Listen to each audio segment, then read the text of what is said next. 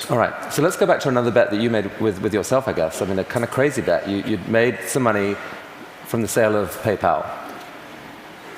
You decided to build a space company. Why on earth would someone do that?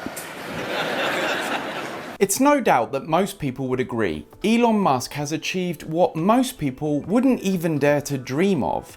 But I think what stands out to many is the sheer audacity of his goals. What he hasn't succeeded in yet, he makes up for with bold vision and perpetual creative innovation. And it's in this TED Talk from 2013 that the interviewer is clearly trying to get to the bottom of how.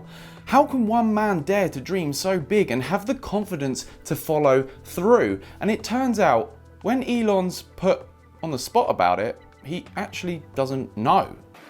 How have you done this? These projects are so... These PayPal, SolarCity, Tesla, SpaceX, they're so spectacularly different. They're such ambitious projects at scale. How on earth has one person been able to innovate in this way? What is it about you? I don't know, actually. I don't have a good answer for you. I work a lot. I mean, and a lot. So, is he just being humble, or does Elon secretly know that no one would understand his genius thought process, so he doesn't even want to waste time trying to explain it to us mere mortals for fear that our heads would explode? Well, the interviewer has his own theory. I have a theory. Okay, all right.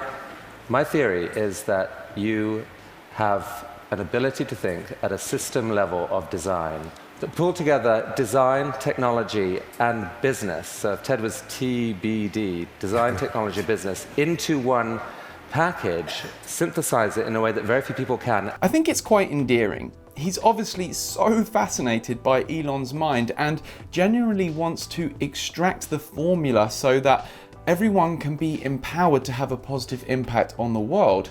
A type of systems thinking, drawing together multiple disciplines to form bold, innovative visions of the future. But he knows that's not actually the crucial factor. And this is the critical thing, feel so damn confident in that click-together package that you take crazy risks. You bet your fortune on it, and you seem to have done that multiple times. I mean, almost no one can do that. And here's the really interesting thing. Elon initially said he didn't know the answer to that question, and we can laugh that off as him simply being modest or not wanting to burden us with the details, but perhaps he kind of did answer it by saying that he doesn't know. Perhaps he genuinely doesn't spend a lot of time thinking about it, and perhaps there's something really important in that. So many of us are caught up in perpetual self-reflection, wondering if we're good enough to do what we often dream of, concerned about what others would think if we dare tried, concerned that we'll look stupid if we try, and even worse, if we fail. We tie our sense of self up in projects, and so we fear that if they fail, it's not just the project that fails, but we as a person fail. And that there will be something fundamentally wrong with us forevermore, a shame to be burdened with. We make it personal. Now, I'm fully aware that Elon's had a few emotional trials and tribulations over the years, and even at one point he said he was close to a nervous breakdown, but with the scale and size of the projects that he's taking on, it would take some kind of elevated Zen master not to get a little bit wobbly sometimes. But perhaps there's lots of other times where he's not continuously focused on this sense of self in the project. He takes himself out of it, so it frees him up to take the big risks that he thinks may pay off. Perhaps he isn't perpetually self-reflecting on his involvement in the process, so he can simply get on with what's required to solve tomorrow's problems. But he does give us some insight into his thinking. Can we have some of that secret sauce? Can we put it into our education system? Can someone learn from you? It is truly amazing what you've done. Oh, thanks. Thank you. Well, I do think there's a good framework for thinking is physics. You know, the sort of first principles reasoning. I mean, generally, I think there are. What I mean by that is, boil things down to their fundamental truths and reason up from there, as opposed to reasoning by analogy. Through most of our life, we get through life by reasoning by analogy, which essentially means kind of copying what other people do with slight variations. And you have to do that, otherwise it's mentally, you wouldn't be able to get through the day. But when you want to do something new, you have to apply the physics approach. Physics is really sort of figured out how to discover new things that are counterintuitive, like quantum mechanics. It's really counterintuitive. So I think that's an important thing to do. And it's here that he really got me thinking. He's essentially saying a major key to innovation is counterintuition. Intuition that is counter to the common sense expectation around what should and shouldn't be done. That most of us take an idea that's already running and make our own version of it. And of course, there's great power in that. Its allure is so tempting. We can do a remix, we can hack the trends. Why take risk after risk, putting out things that are truly different or creative or ambitious when we have no idea whether they're going to work out?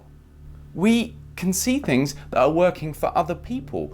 Why try and reinvent the wheel when we can just make our own version of what's working for someone else and feel good in the knowledge that we've slightly improved on it?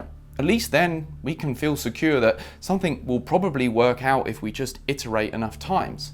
Otherwise, we have no model to go on, no map with a well-trodden path. We're out there in the dark, alone. And it really got me thinking. I feel like as a person, I've got so much creativity and vision locked up inside that I've yet to manifest. Am I going to die with some of my music still in me? Or am I going to dare to do the counterintuitive thing and take the risks that go with it for the chance of something even more incredible happening? And there's an invitation in there for you to think about that for yourself too. And then also to really pay attention to negative feedback and solicit it, particularly from friends.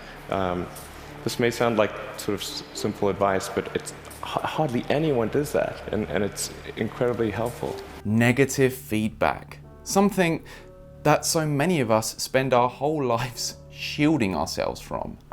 But Elon actively invites it, and it's more evidence that he hasn't got such a heavy sense of self invested in what he does. It's painful to hear negative feedback when your sense of self is tied up in your projects. Any criticism of the project is a criticism of you, and you've probably spent enough time just trying to figure out how to stop caring about what people think of you so you can actually have the courage to start, and now all of a sudden you have to care about what your nearest and dearest think as well? You actually have to encourage them to pick it apart? For many, this is a pill that's just too bitter to swallow, but Elon points to the fact that if we can remove our sense of self from it and not take everything personal, we can actually be empowered by the honest feedback of others so we can effectively execute on the ideas that come out of powerful questions that so many of us often forget to ask ourselves. Questions like this.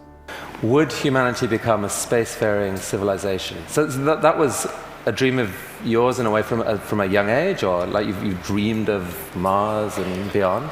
I did build rockets when I was a kid, but I didn't think I'd be involved in this. It was really more from the standpoint of what are the things that need to happen in order for the future to be an exciting and inspiring one. What are the things that need to happen in order for the future to be an exciting and inspiring one? Wow. It's so simple, yet so overlooked, especially in our modern day society, being dragged down by perpetual negative news and apocalyptic visions of the future. So I'd like to ask you, what do you think needs to happen for the future to be an exciting and inspiring one? Perhaps just in your own life, perhaps for humanity in 5, 10 or even 2,000 years from now.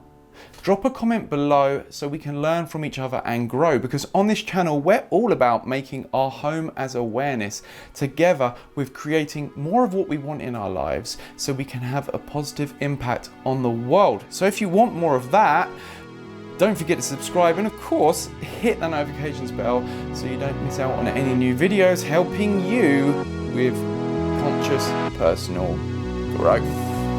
Peace.